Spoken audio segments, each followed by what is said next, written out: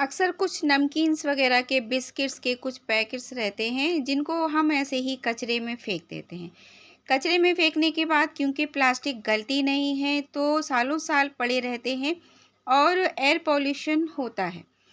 लेकिन अगर आप थोड़े से इस टाइप के पैकेट्स को अपनी गार्डनिंग के लिए यूज़ करते हैं तो पैकेट्स भी यूज़ हो जाते हैं और साथ में आप प्लांटेशन जैसा नेक काम भी करेंगे और अपने पर्यावरण को बचाएंगे भी। तो इसको आप दोनों तरह से फ़ोल्ड करके यूज़ कर सकते हैं।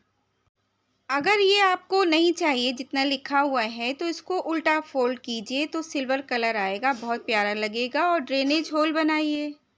तो मैंने इस पैकेट को भी लिया और ये बिस्किट के भी पैकेट को मैंने डबल फ़ोल्ड कर दिया। मतलब ये थोड़ा-सा फट चुका था, तो मैंने अंदर की तरफ फ़ोल्ड कर दिया और अगर छोटा-बड़ा जिस हिसाब से भी आप सेट करना चाहें, उतना फ़ोल्ड कर दें, तो ये एक ग्रो बैग रेडी हो जाएगा। बॉटम को राउंड शेप देने के लिए ताकि ये टिक सके ज़मीन पर, तो फिर उसकी तली में जो कॉर्नर्स होते हैं, उनको फ़ोल्ड कर देना है। थोड़ा 2 ढाई इंचेस तक का मोड़ देना है और इसको एक सीज़र की हेल्प से छेद बना देने हैं ताकि पानी निकल सके। तो इस तरीके का प्यारा सा खूबसूरत सा ग्रो बैग बनकर रेडी हो जाएगा और कुछ भी नहीं, आपको प्लांटर्स ख़रीदने की ज़रूरत नहीं पड़ेगी और ये चलते भी मज़बूती से हैं क्योंकि इसकी प्लास्टिक मज़बूत है, तो ये बहुत अच्छे से चल सकते हैं। इसके अलावा आप कंपोस्टिंग का काम इसके अंदर कर सकते हैं। मतलब किचन के वेस्ट से भी आप इसमें कंपोस्ट बना सकते हैं। वो किचन वेस्ट डालिए, मिट्टी की लेयर लगा के मिक्स करके, चाय की पत्ती भी डाल सकते हैं, अंडे के छिलके भी डाल सकते हैं और फिर ज़िप लॉक बना दीजिए। उसके बाद रख दीजिए थोड़े से छेद बनाकर, थोड़े ही दिनों में उसको मिक्स कीजिए और फिर से वापस से उसमें कुछ और कचरा भरिए क्योंकि कम होता रहता है ना। और इस तरीके से कंपोस्टिंग कर सकते हैं बिना किसी बदबू और झंझट के, या फिर प्लांट्स पे लगा दीजिए, तब तो पता ही नहीं चलेगा कि आपने कबाड़ का इस्तेमाल किया है।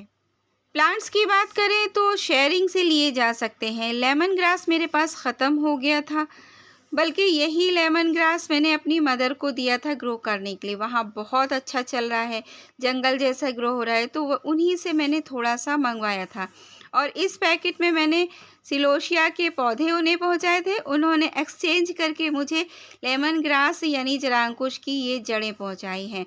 तो जड़ों से ये जो साइड-साइड के पत्ते निकलते हैं, ये अलग हट गए हैं, तो इनसे नहीं ग्रो होता है। जिसमें जड़ लगी हुई है, बस उसी से ग्रो होता है। लेकिन फिर भी मैं उसको लगा देती हूँ कि शायद ग्रो हो जाए और नहीं तो थोड़े दिन बाद सूख जाएँगे, तो मैं उन्हें हटा दूँगी। और एक वेल ड्रेन सॉइल लेना है, जैसे कि एक हिस्सा मिट्टी लेना है, एक हिस्सा आपको खाद लेना है कोई भी और एक हिस्सा रिवर सैंड लेना है। तीनों चीज़ों को बराबर-बराबर मिलाकर मैं भरती हूँ, बनाती हूँ मिट्टी, तो आपके साथ अक्सर करके शेयर करती हूँ। आप चाहें तो मेरे बहुत सारे वीडियोज़ में मिट्टी बनाने का तरीका देख सकते हैं। तो ये तैयार मिट्टी थी, मैंने इसी में लगा देना सही समझा क्योंकि मिट्टी बनाना नहीं पड़ेगा और बहुत हेल्दी मिट्टी है। इसी तरीके से एक चक्र चलता रहता है। हम लोग खाद बनाते हैं, मिट्टी मिक्स करते हैं गमलों में, जब तक तैयार होती है, दूसरे पौधे में तैयार करते हैं, फिर उसमें नई मिट्टी मिलाते हैं। तो आप जड़ वाला पोर्शन देख रहे हैं ना, जिसमें रूट्स निकले हुए हैं, ये ग्रो हो जाता है। धीरे-धीरे देखना पड़ता है, इसके पत्ते धीरे-धीरे सूखते जाते हैं, उन्हें निकालते जाइए, लेकिन जड़ रहेगी और इसमें अगर पानी नहीं जमा होगा, वो बिल्कुल नहीं ख़राब होगी। तो बारिशों में थोड़ा ध्यान रखना पड़ता है लेमन ग्रास का। जितनी अच्छे से ये ग्रो करती है, ज़्यादा पानी से उतनी जल्दी सड़ती भी है।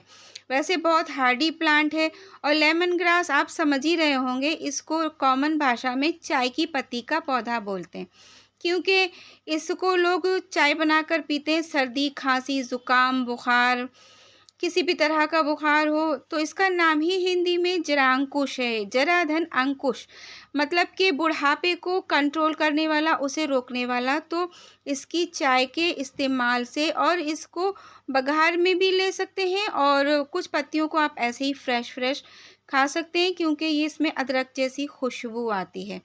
बहुत प्यारा प्लांट है। अगर आपके गार्डन में लगा होगा तो आसपास मच्छर नहीं आते हैं और अगर इसके सूखे पत्तों को जलाया जाए तो इसका बेस्ट राख तैयार होती है जो कीड़े-मकोड़े नहीं तैयार लगने देगी आपके पौधों में।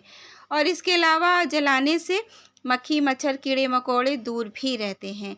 तो ये एक बेहतरीन प्लांट है, आपके गार्डन में होना ज़रूरी है। ख़ासकर इसकी जो ग्रीन ग्रास है और लंबी-लंबी इसकी पत्तियाँ हैं, देखने में बेहद हसीन लगती हैं, खुशबू बहुत प्यारी-सी है। तो इसको लगाने के बाद में थोड़ा-सा कुछ दिन शेड में रख देना है और फिर बाद में चाहे इसको धूप में रखिए। ये तरीका आप अपनाइए। कबाड़ में गार्डनिंग करने से ये नहीं मतलब है कि हर चीज़ कबाड़ ही दिखाई देगी।